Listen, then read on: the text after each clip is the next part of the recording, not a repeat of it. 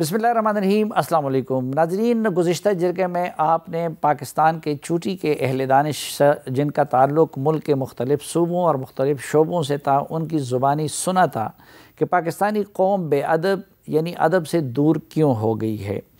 आज के जरगे में हम 3 बुनियादी सवालात का जवाब जानने की कोशिश करेंगे उन अहले दानिश से कि पाकिस्तानी मुआशरे में इंतहा पसंदी और पोलराइजेशन के असबाब क्या हैं, पाकिस्तानी मुआशरे से इंतहा पसंदी और पोलराइजेशन को कैसे ख़त्म किया जा सकता है और नौजवान नस्ल को अदब और कुतुबीनी की तरफ दोबारा कैसे राग़िब किया जा सकता है। ये सवालात हमने रखे पाकिस्तान के अहले दानिश के सामने। आइए उनकी ज़ुबानी सुनते हैं कि इसके जवाब में वो क्या इरशाद फरमाते हैं। सबसे बड़ा सबब तो ये है कि न तो सियासी सतह, न नीम सियासी सतह, न माशरती सतह पे कोई हमारे लिए लाएअमल नहीं है। जब आपका लाएअमल ही नहीं है, जब कोई रहनुमाई नहीं है आपकी, यानी हमारी हुकूमतें भी आती जाती रहती हैं, वो तो यही करती हैं कि फ़लाँ चीज़ सस्ती हो जाए, फ़लाँ ये हो जाए। भाई आने वाले ज़मानों में क्या होगा, फ़िक्री तौर पे आप कौन लोग होंगे, कैसे गुज़र कर रहे होंगे, तो इसके लिए ये सब चीज़ें नहीं हैं। ये तो ज़रूरी तो हैं, उसके बगैर कैसे चलेंगे, मगर वो एक सोच दूसरी है। वो उसका कोई काम हमारी सरकारी सतह पे हिम्मत अफजाई भी नहीं होती। इसका ख़ात्मा तो दर्सगाहों से होगा, इसका ख़ात्मा हुकूमत की पॉलिसियों से होगा, इसका ख़ात्मा हमारी पूरी माशरती ज़िंदगी के लिए जो बना है उस सब से होगा। वो तो नज़र नहीं आ रहा ना। अच्छा, ये भी नज़र नहीं आ रहा कि उसके लिए लोग सोच रहे हैं, फ़िक्रमंद है। ये सारी चीज़ें जो होती हैं, जो कि लाइट और ज़िंदगी को हल्का करती हैं, वो उनसे आप दूर होते जाते हैं, तो आपके यहाँ वो जबरियत आती जाती है और आप उन ख़यालात के शिकार होते जाते हैं जो कि ज़िंदगी को नुकसान पहुँचाते हैं। अच्छा, अब आप वक्त को तो पीछे नहीं ले जा सकते, तो आज हमारे वक्त में ये हमें देखना होगा कि कौन सी चीज़ हमारे माशरे को आगे बढ़ा सकती है, हमारी तहज़ीब को मुस्तहकम कर सकती है, मुस्तक़िल कर सकती है। उसी के हिसाब से आपको उन रिवायात का और उन अक़दार का तरफ बढ़ना पड़ेगा। दरअसल ये जहालत की बातें हैं। हमारे बच्चे तालीम हासिल नहीं कर रहे हैं, तालीम की कमी है, तो तालीम की कमी की वजह से भी ये है। दूसरी बात यह है कि हम ख़ास कर पाकिस्तान के मगरबी इलाके पे एक अरसे से जंग मुसल्लत है, पड़ोस में जंग हो रही है और हालात ऐसे हैं, दहशतगर्द परवान चढ़ रहे हैं, तो इस वजह से भी हमारे बच्चों पे असर पड़ रहा है, क्योंकि उनको पता है कि रोज़गार नहीं है, तिजारत नहीं है, तालीम नहीं है, तो वो बेचारे कमाने के लिए कहीं पे भी जा सकते हैं। तो इस वजह से भी दहशतगर्दी में इजाफ़ा हो रहा है और लोगों की जहन में मनफी असरात गालिब हो रहे हैं। अगर हम अपने बच्चों को मुस्बत माहौल फराहम करें, उनको अपनी सकाफ़त से, अपनी मज़हब से, अपनी रिवायात से जोड़े रखें, तो वो कभी भी बुरे कामों की जानिब नहीं बढ़ेंगे। वो मनशियात से बचे रहेंगे, वो जहालत से बचे रहेंगे और वो अपने क्या कहते हैं दहशतगर्दी के असर से भी बचे रहेंगे और ख़ुद भी दहशत की जानिब तवज्जो नहीं देंगे। अदम बर्दाश्त उस वक्त पैदा होती है जब इंसान के अंदर लतीफ़ जज्बात मर जाते हैं। लतीफ़ जज्बात से मुराद ये है कि मेरी एस्थेटिक्स, मेरी जमालियात, मेरा इंसान होने का जो जौहर है, जिसके नतीजे में मैं दूसरों से प्यार करता हूँ, दूसरों से मोहब्बत करता हूँ, दूसरों के लिए इसार करता हूँ, वो सारे जज्बात मेरे सर्द पड़ गए, कमज़ोर पड़ गए, या यूँ कहिए कि मर गए। उसकी बुनियादी वजह ये है कि लतीफ़ जज्बात की जो चीज़ आबियारी करती है वो फ़नून लतीफ़ा हैं, लिटरेचर है। जब आप अदब पढ़ते हैं, जब आप फ़नून लतीफ़ा से वाबस्ता होते हैं, तो आप में लतीफ़ जज्बात की अप्रिसिएशन होती है। जब लतीफ़ जज्बात की अप्रिसिएशन होती है तो आप अकोमोडेटिव होते हैं, दूसरों को जगह देते हैं, दूसरों के नुक्ता नज़र को सुनते हैं, आपके अंदर क्रिटिकल थिंकिंग पैदा होती है, आपके अंदर सीखने का एहसास पैदा होता है। एक अदब दोस्त, फ़नून लतीफ़ा दोस्त माशरा तश्कील दिए बग़ैर ये काम नहीं हो पाएगा। इससे हमारी मुराद ये है कि लोगों के लिए ऐसी इन्वायरमेंट हो जिसमें वो किताब से मुतल्लिक़ हों, सस्ती किताबें उनको मिल सकें, जिसमें वो फ़नून लतीफ़ा से मुतल्लिक़ हों, जिसकी वजह से उनके यहाँ लतीफ़ जज्बात पैदा हों। तो मेरा ख़्याल है हुकूमती सतह पर, समाजी सतह पर ऐसे इक़दाम करने चाहिए कि जिससे लोगों के अंदर किताब दोस्ती पैदा हो। आप देखिए, पेरिस जैसे शहर में 1100 से ज़्यादा पब्लिक लाइब्रेरियाँ हैं। एडनबर्ग انگلینڈ کا ایک چھوٹا سا شہر ہے جس کی آبادی 5 لاکھ کے قریب ہے، وہاں 298 تقریباً 300 پبلک لائبریریاں ہیں، اور آپ کے پاس لاہور جیسے شہر میں، اتنے بڑے شہر میں صرف 6 پبلک لائبریریاں ہیں۔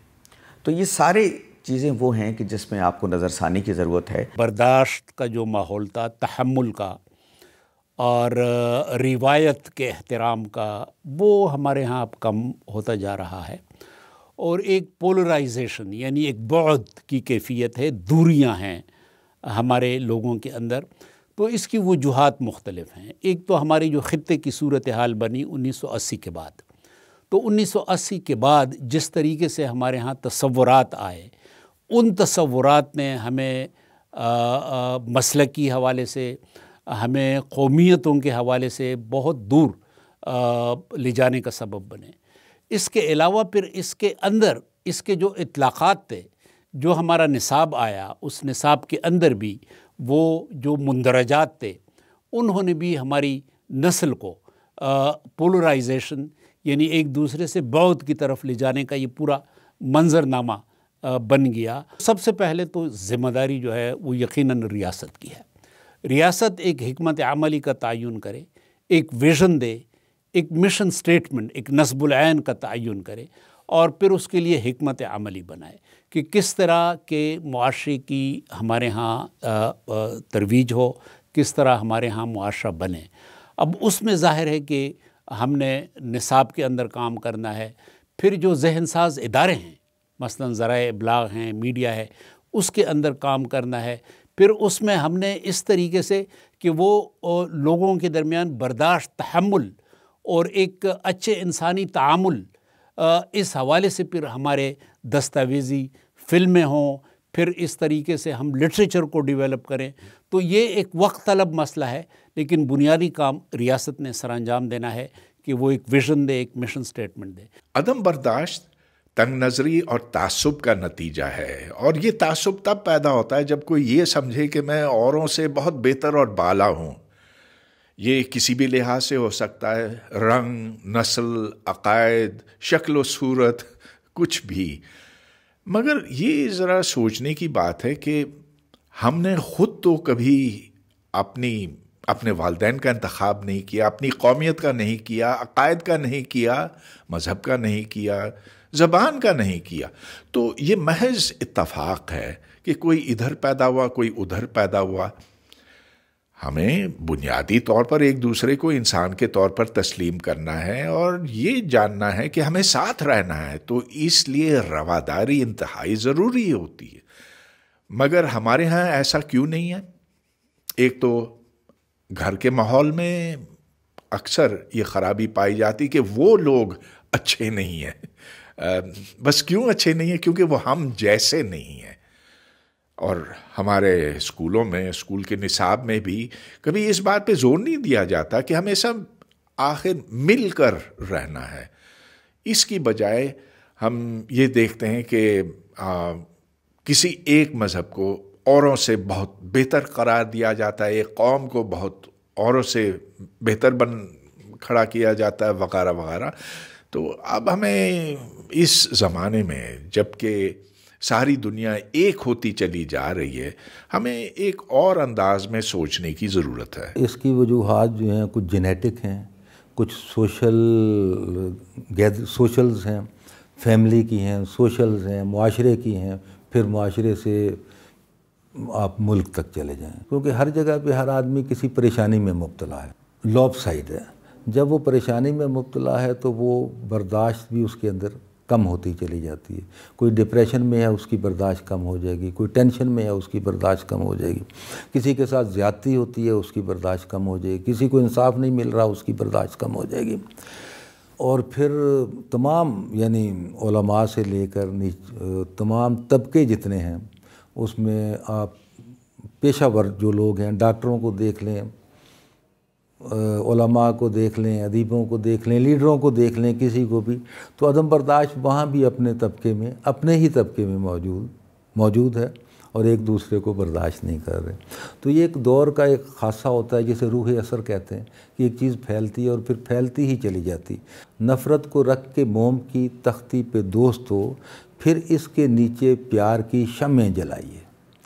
تو وہ مزاج کی بات ہے کہ وہ پھر آدمی اگر دوسرے کو، اگر میں آپ کو برداشت نہیں کروں گا تو یقین کیجیے مجھے بھی کئی لوگ برداشت نہیں کریں گے، لیکن اگر میں آپ کو برداشت کروں گا تو مجھے بھی برداشت، فرض سے چلتی ہیں چیزیں، اور پھر وہ ایک دوسرے کا احترام اس میں آ جاتا ہے۔ اور جو میں نے سب سے پہلے بات کہی کہ سب سے پہلی بات یہ کہ دوسروں کو جب ہم انسان سمجھیں، اپنے جیسا انسان، تو پھر دل فقر و قناعت میں قلندر سے بڑا ہو، اور ظرف کی حد یہ کہ سمندر سے بڑا ہو، ظاہر کی بڑائی کوئی معنی نہیں رکھتی، دراصل بڑا وہ ہے جو اندر سے بڑا ہو۔ جب انسانی زندگی سے اعلیٰ اور برتر مقاصد خارج ہو جائیں تو نفسا نفسی اور انتشار پیدا ہوتا ہے، اور انتشار کے نتیجے میں افتراق بھی پیدا ہوتا ہے۔ جب انسان کا بنیادی مقصد ہی فوری نوعیت کے فائدے حاصل کرنا ہو جائے تو پھر قومی مقاصد یا لانگ ٹرم آبجیکٹیوز یا گولز جسے ہم کہتے ہیں طویل المدت مقاصد، وہ نظر سے اوجھل ہو جاتے ہیں۔ تو ایک تو یہ ہماری اپنی کوتاہی ہے کہ ہم نے اپنے معاشرے کو، اپنی نئی نسل کو خود غرضی اور نفسا نفسی سے نکالنے کے لیے کچھ ایسے اعلیٰ اور برتر مقاصد نہیں دیے جو مادی زندگی سے اعلیٰ تر ہوں، ماورا ہوں۔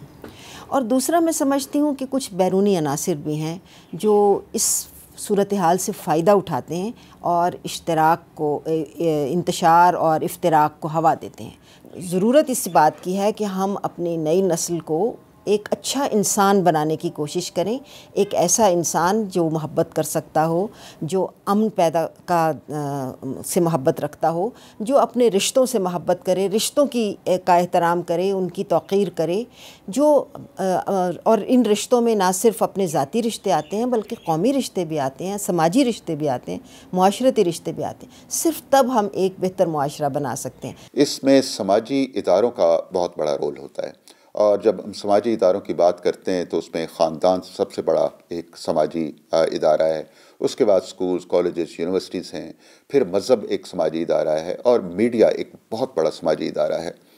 تو ان سارے اداروں کو ہم دیکھتے ہیں، ان کی کارکردگی کو، تو ہمیں لگتا ہے کہ ہم اپنے فرائض پورے نہیں کر رہے ہیں۔ خاندان کے اندر بھی اب پیرنٹس کے پاس اتنا ٹائم نہیں ہوتا کہ بچوں کے پاس بیٹھیں، بچوں کو آپ گیجٹس دے دیتے ہیں، اور تربیت کا وہ جو کام پہلے ہوا کرتا تھا اب باقی نہیں رہا۔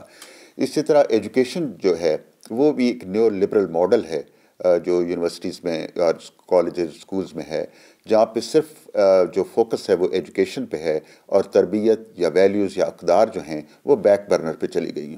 اسی طرح مذہب کے نام پہ آپ دیکھتے ہیں کہ سوشل میڈیا پہ دیکھ لیں، یوٹیوب پہ دیکھ لیں، مذہب کے نام پہ مختلف دکانیں کھلی ہوئی ہیں اور ایک دوسرے سے وہ لڑا رہے ہیں۔ میڈیا کو اگر ہم دیکھیں تو میڈیا میں بھی سنجیدہ موضوعات پہ بحث جو ہے وہ بہت کم ہوتی ہے۔ اگر پولیٹیکل زیادہ تر پروگرامز ہوتے ہیں، اس کے اندر بھی تو یہ وہ رول ماڈلز ہیں جو ہمارے بچے دیکھتے ہیں۔ اور میرا خیال ہے کہ ان سماجی اداروں کو چاہیے کہ یہ بہت بڑا ایک رول پلے کر سکتے ہیں یہ معاشرے میں ویلیوز کے، اور یہ اقدار جو ہیں، برداشت کے اقدار جو ہیں، ایک دوسرے کے ویوز کو سننا اور برداشت کرنا، یہ پیدا کر سکتے ہیں۔ جب آپ کو انصاف نہیں ملے گا، جب آپ کو اپنے حقوق نہیں ملیں گے، جب آئین کی علم برداری نہیں ہوگی، جب لوگوں سے محبت نہیں کی جائے گی، جب چھوٹے کے لیے اور قانون ہوگا اور بڑے کے لیے اور قانون ہوگا، اور جب اس عظیم اصول سے ہم نظریں چرا لیں گے کہ بڑائی تو صرف کردار میں ہے، گورے کو کالے پر اور عربی کو اجمی پر کوئی کسی بھی طرح کی سبقت نہیں ہے، کسی بھی طرح کی برتری نہیں ہے۔ تو یہ بہت سارے جو اسباب ہیں، اور پھر ظاہر ہے مغربی فلسفے نے ہمیں مغلوب کر لیا ہے۔ اقبال نے تو کہا تھا کہ خیرہ نہ کر سکا مجھے جلوہ دانش فرنگ، سرما ہے میری آنکھ کا خاک مدینہ و نجف۔ تو خاک مدینہ و نجف کی تو اب بات ہی نہیں رہی۔ تو یہ ساری کی پھر آبویسلی اس میں پولیٹیکل ریزنز بھی ہیں، اس میں اکنامک ریزنز بھی ہیں، اس میں جیو اسٹریٹجک ریزنز بھی ہیں، ویسی وجوہات ہیں جن کا نتیجہ یہ دہشت گردی ہے، اور اس کے نتیجے میں یہ ایک ویشیس سائیکل ہے۔ جب ایک شخص بندوق اٹھاتا ہے تو پھر دوسرا بھی اٹھائے گا، جب دوسرا اٹھائے گا تو پھر یہ سکہ رائج الوقت بن جائے گا۔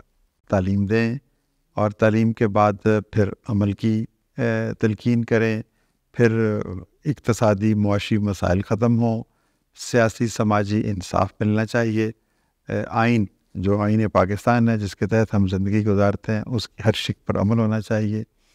اور پھر اس سے کہیں بڑھ کر جو ڈیوائن گائیڈنس ہے ہمارے پاس، ہم خدا کو تو مانتے ہیں لیکن خدا کی نہیں مانتے، تو ہمیں گھر سے اور گھر کے باہر گلی سے، مدرسہ سے، اسکول سے، درسگاہ سے، یونیورسٹی سے، یہ ساری کی ساری جو ہے جو تربیت کے حوالے سے باتیں ہیں ان کے اوپر ذرا اصرار ہونا چاہیے، مکالمہ ہونا چاہیے. ہمیں ایک دوسرے کی بات سننے کا جو ہے حوصلہ ہونا چاہیے. اور پھر یہ ہے کہ قانون کا سختی سے نفاذ ہونا چاہیے. پولیٹیکل ول بھی تو چاہیے نا. ہم مستقل مزاجی سے اپنے جو مقاصد ہیں ان پر عمل نہیں کرتے. ہم غور و فکر بھی نہیں کرتے کہ وجہ کیا ہے، اور وجہ بھی اگر ہمیں سمجھ آ جائے تو پھر اس کا علاج نہیں کرتے، اور اگر علاج بھی کرتے ہیں تو بیچ میں چھوڑ دیتے ہیں. تو یہ ایک عجیب گورکھ دھندا ہے. تو اگر آغاز کریں گے تو پھر کمٹمنٹ سے کریں گے، پھر پولیٹیکل ولنگنس سے کریں گے، پھر گڈ گورننس سے کریں گے، پھر انصاف کی فراہمی سے کریں گے. ناظرین، ایک مختصر سی بریک اور واپس آئیں گے تو جرگے کا سلسلہ جاری رکھیں گے. ہمارے ساتھ رہیے.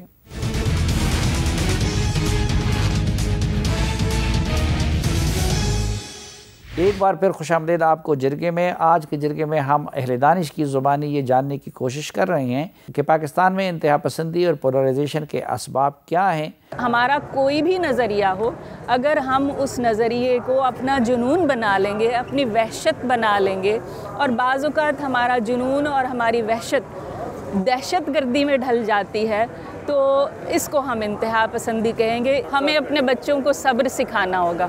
اجلت پسندی، ہر نوجوان چاہتا ہے کہ میں راتوں رات، کوئی چاہتا ہے میں راتوں رات امیر بن جاؤں، کوئی چاہتا ہے مجھے راتوں رات شہرت مل جائے، کوئی چاہتا ہے کہ میں راتوں رات جو ہے وہ وائرل ہو جاؤں. تو یہ جو اجلت ہے، یہ اس تمام حسد کا، اس ساری جو کشاکش ہے، اس کا سبب ہے. اگر ہم اپنے بچوں کو صبر کرنا سکھائیں کہ بیٹے آپ جتنا گڑ ڈالو گے اتنا میٹھا ہوگا، انہیں گڑ ڈالنا سکھائیں گے تو وہ میٹھے ہوں گے. جب تک ہم انہیں گڑ ڈالنا نہیں سکھائیں گے وہ میٹھے نہیں ہوں گے. اس کا ہمارے معاشرے سے تعلق ہے، اور بہت اچھی طرح پتہ ہے آپ کو بھی اور ہم کو بھی کہ یہ سب کیوں ہو رہا ہے. پھر ہم کیوں بات کریں؟ معلوم ہے، یہ اچھی طرح معلوم ہے، جو کر رہے ہیں ان کو معلوم ہے. آپ لوگ جو یہ ٹی وی پہ جو ہم دیکھتے ہیں اور اب دیکھنا نہیں چاہتے، تو ان کو بھی معلوم ہے، سب کو معلوم ہے یہ کیا ہو رہا ہے. خاتمہ آپ خود کریں گے.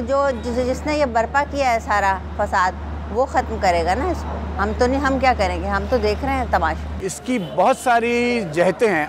اس میں لسانیات بھی ہے، اس میں سماجیات بھی ہے، اس میں معاشیات بھی ہے. دیکھیں نا، ایک فرق تو معاشی بھی ہوتا ہے نا. ایک ثروت مند امیر طبقہ ہوتا ہے، ایک مڈل کلاس طبقہ ہوتا ہے، ایک لوور مڈل کلاس طبقہ ہوتا ہے. ایک سماجی فرق ہوتا ہے، سوشل لیڈر کے فرق ہوتے ہیں. اس میں جو لوگ ملک کا نظم و نسق چلا رہے ہوتے ہیں ان کو یہ دیکھنا ہوتا ہے کہ جو پولرائزیشن ہے معاشرے کی جو بنیاد کو کھوکھلا کر رہا ہے کہ نہیں کر رہا. اگر کر رہا ہے تو اس سمت ان کو کچھ کرنا چاہیے اس کی بہتری کے لیے. دیکھیے، شعور، دنیا میں شعور سے بڑی کوئی دولت نہیں ہے، اور شعور کے لیے پہلی سیڑھی تعلیم ہے. آپ جتنا تعلیم کو عام کریں گے اتنا شعور کی جو منازل ہیں وہ آدمی طے کرے گا. تعلیم کی کمی، اور سچی بات یہ ہے کہ یہاں معاشرے کے اندر تفریق ہے. جو امیر ہے وہ بہت امیر، جو غریب ہے وہ بہت غریب. تو معاشرتی تضاد جو ہے، اور جو صورتحال ہے خاص طور پہ تھرڈ ورلڈ کنٹریز میں، تیسری دنیا کے ممالک میں یہ تضاد پایا جاتا ہے، جہاں غریب کو پیسا جا رہا ہے. اور یہ اب سوشل میڈیا میں عام ہو گیا ہے. تو یہ چیزیں تو ہیں جس کے ساتھ ہم یہ معاشرے میں رہ رہے ہیں. دیکھیے، ایک لفظ ہوتا ہے ٹالرنس، برداشت. جب برداشت ہم میں ختم ہوتی جاتی ہے، اور برداشت ختم ہونے کے مختلف عوامل ہیں. ہمیں اپنے اندر برداشت پیدا کرنا پڑے گی، اور برداشت آتی ہے تعلیم سے، علم سے. ہم نے جھوٹ بولا نا، دروازے پہ دستک ہوا تو میں نے اپنے بیٹے کو کہا کہنا ڈاکٹر نہیں ہے، تو چھوٹا ہے بچہ، اس کو میں نے جھوٹ بولنا شروع کیا. ہم نے پوری تاریخ، سر سید احمد خان کو ہم گالیاں دیتے ہیں، ٹھیک ہے، ہم گالیاں دیتے ہیں، فلاں جو غالب ہیں ان کو گالیاں دیتے ہیں، شاہ لطیف کو، سچل کو، کلندر کو، فلاں کو، فلاں کو، فلاں کو. ہم سمجھتے ہیں پڑھے لکھے وہ ہیں جو اقتدار میں ہیں. ہم کرائے کی جنگیں لڑتے ہیں، پھر 20 سال بعد کہتے ہیں کہ نقصان ہو گیا، غلطی کر رہے ہیں، معافی مانگ رہے ہیں۔ بھائی یہ 20 سال کا کیا کرو گے؟ ہمیں اپنی خارجہ پالیسی خارجی طور پر، اندرونی پالیسی اندرونی طور پر اس کو اثر نو ترتیب دینے کی ضرورت ہے۔ کام بہت ہو جائے گا۔ میں آخری جملہ آپ کو بتاؤں، اس پورے ساؤتھ ریجن میں، ساؤتھ ایشیا کی، بر صغیر چھوٹا ہے، ساؤتھ ایشیا میں پاکستان دنیا کے ملکوں کا امام ملک بن سکتا ہے۔ کچھ ہم سدھرے بھی، امام کو سدھرنے کی ضرورت ہے۔ ہمارے اندر تحمل کا جذبہ ختم ہو چکا ہے، ہم سیاست کو سیاست نہیں بلکہ ذاتی دشمنیوں میں تبدیل کر چکے ہیں، اور اس کے لیے بنیادی رول جو ہوتا ہے وہ سیاستدان ادا کرتے ہیں۔ اگر وہ اپنا بڑوں کا رول ادا کریں اور وہ رول ادا کریں کہ جس میں وہ یہ ثابت کریں کہ وہ اس قوم کے رہنما ہیں اور اس قسم کے ایک دوسرے پر حملوں سے گریز کریں، تو جو ان کے فالوورز ہیں وہ بھی بالکل پرامن رہیں گے اور پولرائزیشن نہیں ہوگی۔ لیکن اگر اعلیٰ سطح پر ہمارے سیاسی لیڈران جو ہیں وہ پولرائز ہو جائیں گے تو قوم خود بخود ہو جائے گی۔ ریاست کی ایسی پالیسیز رہی ہیں جنہوں نے سماج کو منقسم کیا ہے، تقسیم کیا ہے سماج کو، مگر اب سماج منقسم ہو گیا ہے اور عدم رواداری کا شکار ہے، اور ظاہر ہے اس کو دور کیسے کیا جائے یہ زیادہ بڑا مسئلہ ہے۔ اس کا تدارک کیسے ممکن ہو، اور اس کا تدارک علم و ادب اور فنون کی ترویج اور ان کے فروغ سے ہی ممکن ہے، مکالمے کے فروغ سے ممکن ہے۔ اور آپ کو اس طرح کے جو میلے ٹھیلے ہیں یا ادبی کانفرنسز ہیں ان میں مکالمے کو آگے بڑھانے کی ایک موقع ملتا ہے، تو اس موقع سے فائدہ اٹھانا چاہیے اور مکالمے کو بڑھانا چاہیے تاکہ رواداری پیدا ہو، تاکہ جو انتہا پسند رویے ہیں پاکستان میں ان سے ہمیں نجات مل سکے۔ ہم نے نئی نسل کی تربیت ہی نہیں کی، ہم نے انہیں بتایا ہی نہیں کہ اسلام ایک رواداری کا مذہب ہے اور احترام انسانیت جو ہے اس کا بنیادی جوہر ہے، اور ہم نے فرقہ واریت میں پڑھ کے ایک دوسرے پر کفر کے فتوے لگانے شروع کر دیے۔ تو اس کا مطلب یہی ہوا نا جی کہ ہمارے نظام تعلیم میں ایک ایسی تنگ نظری آ گئی جس کے نتیجے میں یہ سارا فساد پیدا ہوا۔ کوئی بھی قوم اس وقت تک ترقی کی منزلیں طے نہیں کر سکتی اور وہ وحدت پیدا نہیں کر سکتی جسے ہم امت واحدہ سے تعبیر کرتے ہیں۔ اور یہ معاملہ صرف امت واحدہ تک نہیں ہے، پوری نوع انسانی کے ساتھ ہمارا ایک رویہ جو ہونا چاہیے وہ احترام کا ہونا چاہیے۔ ہمارے معاشرے کا بنیادی خامی ہے، کرپشن ہے، جہالت ہے، بے روزگاری ہے اور غربت ہے۔ جب پیٹ میں روٹی نہیں ہوگی تو کہیں نہ کہیں سے ریوالور لے کے آدمی موبائل چھینے گا، گاڑی چھینے گا یا اے ٹی ایم سے پیسے چھینے گا۔ تدارک کرنے والوں کو تو پہلے تدارک کریں، بنیادی طور سے جن کی ذمہ داری تدارک ہے، جو آپ کے ووٹ لے کے کامیاب ہوتے ہیں یا جو افسر بن کے آپ پر مسلط ہوتے ہیں یا جو معاشرے میں نظام زندگی چلاتے ہیں، چاہے وہ قانون نافذ کرنے والے ادارے ہوں، چاہے وہ معاشرے کے اور کوئی ذمہ دار ہوں، جب وہ خود اپنے راہ سے بھٹکے ہوئے ہوں گے تو سیدھی راہ دکھانے والا کون ہوگا؟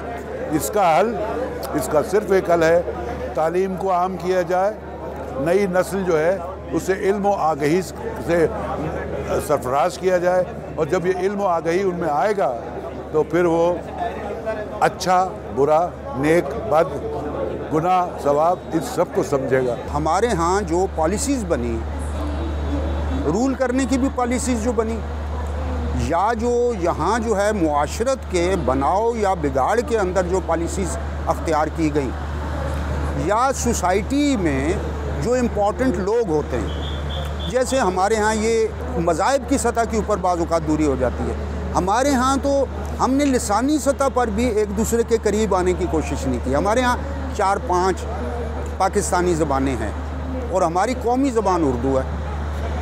وہ جو 4-5 جو ہماری زبانیں ہیں، جیسے بلوچی ہے، جیسے سندھی ہے، جیسے پشتو ہے، براوی ہے، سرائکی ہے، چھاچھی ہے، ہندکو ہے، یہ جو مختلف شیڈز بھی ہیں اور زبانیں بھی ہیں، ان کو قریب لانے اور ان رائٹرز کو قریب لانے کے، ایک دوسرے کے قریب لانے کے کون سی صورتیں؟ ان کی وجہ تو یہ ہے کہ یہ ایک خاص طبقے نے خاص مقصد کے لیے یہاں پر پھیلائی تھی۔ اب ادیب اور دانشور ہی اس ڈویژن کو، اس تعصب کو ختم کر رہے ہیں۔ آپ دیکھ رہے ہیں ان سب کانفرنسوں میں اور جو لٹریچر فیسٹیول ہو رہے ہیں، ہر زبان کے ادیب اور شاعر اس میں شریک ہو رہے ہیں، ایک جگہ پر بیٹھ رہے ہیں، اپنا ادب پیش کر رہے ہیں۔ بنیادی بات زبان نہیں ہے، بنیادی بات وہ ادب ہے جو تخلیق ہو رہا ہے کسی بھی زبان میں۔ اور جب تک معاشری حالات لوگوں کے صحیح نہیں ہوں گے، اکانومی صحیح نہیں ہوگی، بچے پڑھیں گے اور جاب نہیں ملے گی، تو ہماری ینگ یوتھ جو ہے وہ کچھ سیکھے گی نہیں۔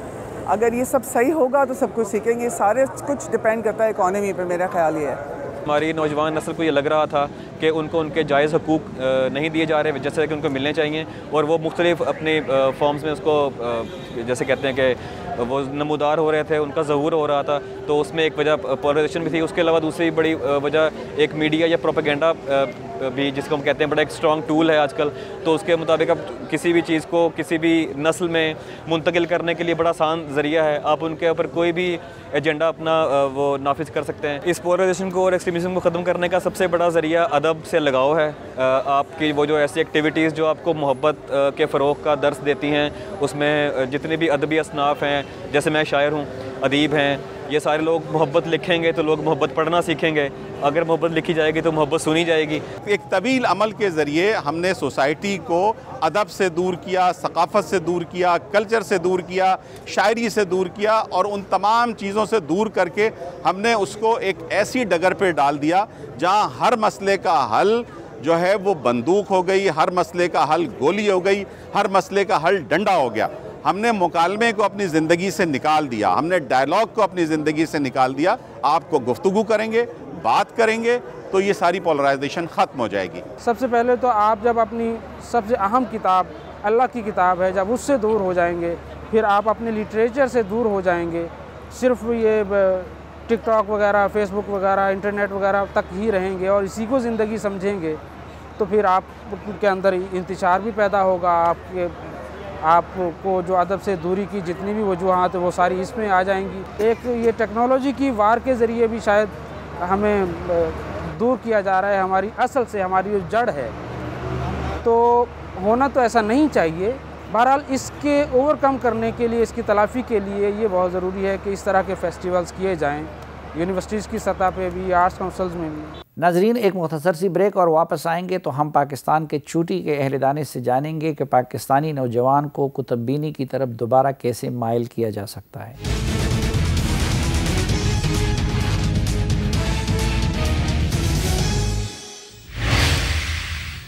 ایک بار پھر خوش آمدید آپ کو جرگے میں۔ ناظرین، ہم نے پاکستان کے چوٹی کے اہل دانش کے سامنے یہ سوال بھی رکھا کہ پاکستان کی نوجوان نسل کو دوبارہ باادب کیسے بنایا جا سکتا ہے اور ان کو کتب بینی کی طرف کیسے مائل کیا جا سکتا ہے۔ اس کے جواب میں وہ کیا فرماتے ہیں، آئیے ان کی زبانی سنتے ہیں۔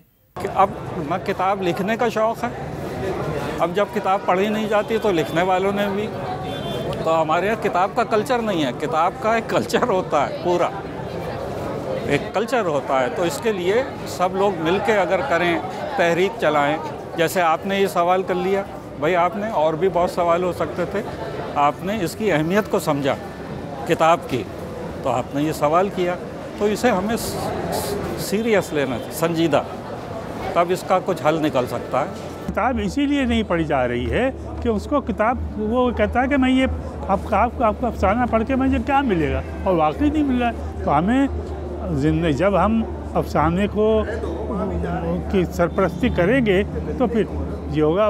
اب یہ ہے کہ وہ ملازمت کے لیے جاتا ہے اور اس کا انٹرویو ہوتا ہے، تو انٹرویو والا یہ نہیں پوچھتا، جب یہ پوچھتا ہے کہ بھائی تم پڑھے لکھے ہو، تو اس کا مطلب یہ ہوتا ہے تم نے کوئی کام کی کتاب بھی پڑھی ہوئی ہے۔ ہم کہتے ہیں ہم نے افسانہ پڑھا، تو کہتا ہے چلو باہر جاؤ۔ ہم کہتے ہیں ہم نے شاعری پڑھی، تو کہتا وہ اس سے یہ تو irrelevant بات ہے، تم شاعر آدمی میرا کام کیسے کرو؟ تو یہ ہمیں واپس لینا سے پڑیں گے۔ اس زبان کا مسئلہ نہیں ہے، تعلیم اردو میں بھی بہت معیاری فراہم کی جا سکتی ہے، اس سے بھی زیادہ، اگر سب چیزیں ٹھیک ہو جائیں۔ جب آپ دیں گے ہی نہیں وہ ساری سہولتیں اور وہ واضح طور پہ نظر آ رہا ہے، تو پھر کس طرح حل ہوگا؟ یہ تو خود حل کرنے والے مسئلے ہیں۔ دیکھیے، یہ تو ایک جد و جہد ہے جو ہم کو کرنا ہے، اور بچوں کی کتابیں، ہم تو اپنے بچپن میں ایک چھوٹی سی محلے میں لائبریری ہوتی تھی اور ایک آنے پہ کتاب مل جاتی تھی، اور ہم کوشش کرتے تھے उस एकाने में हम 2-3 किताबें पढ़ लें। तो किताबों से ये आपको इश्क पैदा करना होगा। दूसरी आलमी जंग में एक रात को 4000 बम गिरे, तो चर्चिल को कहा मर गए लंदन वाले 4000 बम गिरे, तो पूछा हमारी अदालतें और यूनिवर्सिटियाँ खुली हैं? कहा खुली हैं, कहा हम बच जाएंगे, फतेह हमारी होगी। तो हमारे दिमागों में जो खलफशार है ना, पहले वो निकालना पड़ेगा, फिर काम सही होगा। जब एक बच्चे की घुट्टी में आप किताब डाल देते हैं तो वो खुद ब खुद जब आगे बढ़ता है और अगली क्लासों में जाता है और हर साल उसको फिक्शन और अदब की किताबें दी जाती हैं कि उस पर वो रिव्यू लिखे, तो वो खुद ब खुद पढ़ने की तरफ मायल हो जाता है। ज़राए का मसला नहीं है, पढ़ने की आदत को बढ़ाने का, और पढ़ने से इंसान के को जो उसको एक ख़ास तरह की एक जो कैफ और निशात और सुकून हासिल होता है, वो उन्हीं लोगों को पता चलता है जो कुतुबीनी करते हैं। तो जाहिर है कि अगर उसे तरवीज दी जाए तो मैं समझता हूँ कि इस कमी को दूर किया जा सकता है। लाइब्रेरीज़ बनेंगी कम्युनिटीज़ में, तो उसमें लाइब्रेरीज़ में सेशन चलाए जाएँ, स्टोरी बुक से स्टार्ट किया जाए, प्राइमरी स्कूल से किया जाए, स्कूलों में किया जाए, लोग बच्चों से कहा जाए कि स्टोरी लिखें, तो डिफरेंट टॉपिक्स पे उनसे लिखवाया जाए और प्रमोट इस तरीके से कर सकते हैं हम। मीडियम जो है ना वो चेंज हुआ है, अब किताबें आपको मोबाइल में PDF फॉर्म में हर जगह मिल जाती हैं, तो ज़्यादातर नौजवान किताब लेने की बजाय प्रेफर करते हैं कि उनको वो किताब डिजिटल फॉर्म में या किसी PDF फॉर्म में मिल जाए। किताब तो कहीं नहीं गई, किताब तो मौजूद है, सिर्फ उसका मीडियम तब्दील हो गया। अच्छा, इस मीडियम के तब्दील होने को कबूल कर लीजिए, ये कबूल करना पड़ेगा आपको। अगर इसको कबूल नहीं करेंगे तो आपको रद्द कर दिया जाएगा। आप प्रिंटेड किताब पढ़ना चाहते हैं, मैं पढ़ना चाहता हूं, मुझे और आपको उससे मोहब्बत है, लेकिन जो बच्चे हमारे हैं वो अगर टैबलेट पे पढ़ना चाहते हैं तो उनको पढ़ने दीजिए। किसी को कान से पकड़ के तो नहीं जोड़ा जा सकता, आप हैं या मैं हैं, एक कोशिश कर सकते हैं। आप किताब से जुड़ेंगे तो अपने आप से जुड़ेंगे, अपने आप से जुड़ेंगे तो अल्लाह से जुड़ेंगे, इसलिए बहुत ज़रूरी है किताब से जुड़ना। मुआशरे को, माँ बाप को अपनी औलादों को बेहतर बनाना होगा, अपनी औलादों को तरबियत देनी होगी और अपनी औलादों को कौमी सोच देनी होगी, जब जाके ये माशरा सुधरेगा। बच्चों के लिए किताबें तैयार की जाएं, बच्चों को ख़ास तौर पे जैसे मगरिब में किताबें तैयार होती हैं, बच्चों की उम्र को पेश नज़र रख के किताबें तैयार की जाती हैं और उनको इल्म दिया जाता है। वो किताबें मोहब्बत, देखिए मोहब्बत यूँ पैदा नहीं होती, मोहब्बत पैदा करवाई जाती है, और उसमें बुनियादी रोल जो है वो 2 ही किरदारों का है, एक उस्ताद और उससे पहले वालिदैन। किताबें सस्ती करनी होगी, हमारे यहाँ किताबें महंगी कर दी गई हैं, किताबों को सस्ता करना होगा। जब तक किताबें सस्ती नहीं होंगी, जब तक किताब बिनी की तरफ रुझान कैसे होगा। मगरबी मुआशरा कि उसमें ये जो जदीद ज़राए हैं ये भी अपने तौर पे तो जारी हैं और हमसे ज़्यादा बेहतर हैं, लेकिन किताब को पढ़ना, कुतुब बीनी, ये रुझान भी ये मैलान भी कम नहीं हो रहा और लाखों की तादाद में किताबें छप रही हैं और पढ़ी जा रही हैं। तो इसके लिए बुनियादी काम तो जामियात ने करना है, स्कूल ही के ज़माने से, कि हम असातिज़ा किराम की तरबियत करें, मदारिस के अंदर, दीनी मदारिस के अंदर हम असातिज़ा किराम के साथ तामुल करें। फिर जो हमारे कुतुबखाने हैं यानी लाइब्रेरीज़ हैं, अब लाइब्रेरियन का काम ये नहीं है सिर्फ़ कि वो किताबों की हिफाजत करे और किताबों का इंदिराज करे, बल्कि उसकी ज़िम्मेदारी ये भी बनती है कि वो मसलन बुक रिव्यूज़ के सेशन कराए और इस तरीके से लोगों के अंदर किताब का ज़ौक़ पैदा करे। जो मुकामी हुकूमतें हैं उनकी तरफ हम आएँ और फिर मुकामी हुकूमतें देहातों के अंदर, महलों के अंदर लाइब्रेरीज़ को, कुतुब खानों को फ़रोग़ दे, वालिदैन को तरग़ीब दें कि वो बच्चों को लाइब्रेरी की तरफ ले आएँ। सबसे पहले तो पब्लिक लाइब्रेरीज़ को बहुत अच्छा किया जाना चाहिए, एक बात। दूसरा ये है कि किताबों को सस्ता किस तरह लोगों को फराहम किया जा सकता है, इसका एहतमाम किया जाना चाहिए। और फिर ये है कि चलें, लोग इंटरनेट की तरफ जा रहे हैं तो वहाँ भी ज़्यादा से ज़्यादा वेबसाइट्स ऐसी बने हैं हमारे यहाँ, अगरचे कुछ मज़ीद भी बढ़नी चाहिए, जिससे किताब दोस्ती लोगों की तरफ रग़बत उनको पैदा हो। और ज़रूर एक वक्त ऐसा देना चाहिए रोज़ में, रोज़ाना की बुनियाद पे, जिसमें आप ये कहें कि लोग किताब के लिए कुछ वक्त निकालें। महज़ब कौमें किताबें पढ़ती हैं, हमारे यहाँ ऐसा रिवाज क्यों नहीं डला?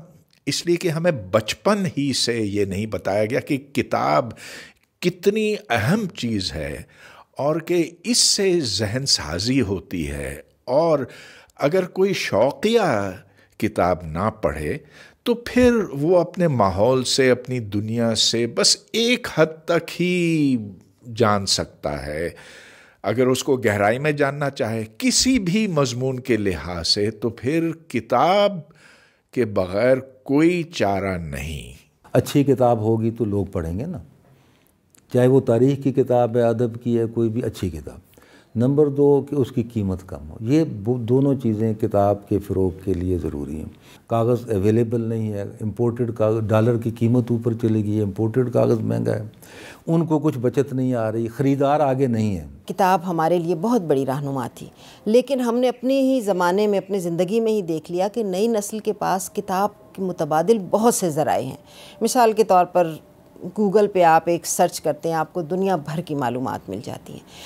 इसमें फ़र्क ये है कि वो मालूमात सतही होती हैं, ज़ाहिर है उसमें गहराई नहीं होती, और यही वजह है कि हमारे मुआशरे में भी सतहियत आम होती जा रही है। किसी भी इल्म में गहराई कम है, फैलाव ज़्यादा होता जा रहा है, लेकिन इसके बावजूद इल्म और मालूमात का फैलाव बहुत ज़्यादा है इन अल्टरनेट सोर्सेस की वजह से। हमें रिविज़िट करना होगा अपने तरीक़ा तदरीस को भी, और इंस्ट्रक्शनल मटीरियल ऐसे हों जो जाज़बे नज़र हों, जो अच्छे छपे हुए हों, जिनका कंटेंट इंटरेस्टिंग हो, ताकि मोटिवेट हों स्टूडेंट्स उन्हें पढ़ने के लिए। स्कूलों की बहुत बड़ी ज़िम्मेदारी है, असातिज़ा की बहुत बड़ी ज़िम्मेदारी है कि किताब से मोहब्बत कैसे पैदा करनी है, और रीडिंग को एज अ स्किल कैसे हमने उसकी तदरीस करनी है। क्योंकि रीडिंग एक, जिस तरह ज़बान कोई होती है, उसकी 4 स्किल्स हैं, listening, speaking, reading and writing. Reading एक बहुत बड़ी स्किल है, लेकिन बतौर स्किल इसे हमारे असातिज़ा पढ़ाते नहीं, स्कूलों में इस तरह पढ़ाया नहीं जाता। हमारे जितने भी माशाल्लाह से स्कूल्स हैं या कॉलेजेस हैं या इवन यूनिवर्सिटीज़ के अंदर भी जो है, मेरी गुजारिश ये है कि बच्चों को इस तरह के इंसेंटिव्स दिए जाएँ, उनको किताब दी जाए, वहाँ पर आपके डिबेट्स करवाए जाएँ, वहाँ इवेंट करवाया जाए। कॉलेज में जो बच्चा पढ़ने के लिए आए उसको पूछा जाए कि तुमने कितनी किताबें पढ़ी। यानी अगर वो मैट्रिक में बहुत से नंबर लेता है तो उसके साथ ये भी शर्त हो कि कम से कम तुम्हें 10 या 20 किताबें पढ़ो और हमें साबित करो कि तुमने वो किताबें पढ़ी। फिर अंडर ग्रेड लेवल पर आप लोगों को दाखिल करते हैं, तो जिस शोबा में दाखिला लेना चाहते हैं उनसे पूछा तो जाए कि क्या दरसी कुतुब और खुलासों के अलावा भी तुमने कुछ पढ़ा है। एविडेंस लिया जाए। लाजम हो तालिब इल्मों के लिए डिग्री लेने से पहले कि वो ये 5, 7, 10 किताबें, और हर मौजू के ऊपर, फ़लसफ़ा के ऊपर, साइकोलॉजी के ऊपर, सोशियोलॉजी के ऊपर, शायरी के ऊपर, तो ये किताबें पढ़ें। और दीगर साइंस फिक्शन इस किस्म की चीज़ें भी हो सकती हैं। फिर बाकी तरगीब है, लाइब्रेरीज़ बनाई जाएँ और फिर ई लाइब्रेरीज़ बनाई जाएँ, और फिर वालिदैन को भी ये इंश्योर करना चाहिए कि बच्चे अच्छी किताबों से अपना रिश्ता जोड़ें, क्योंकि अच्छी किताब जो है वो अच्छा इंसान बनाती है। अच्छी किताब में न सिर्फ ये कि फ़लसफ़ा और ज़िंदगी के अलूम होते हैं, बल्कि अच्छी किताब में अच्छे किरदार भी मिलते हैं, और वही किरदार जो है वो इंसान जब उनको पढ़ता है तो फिर उस जैसा बनने की कोशिश करता है। नाज़रीन, इसके साथ ही सलीम साफ़ी और जरगा की प्रोडक्शन टीम को इजाज़त दीजिए। अल्लाह हाफ़िज़।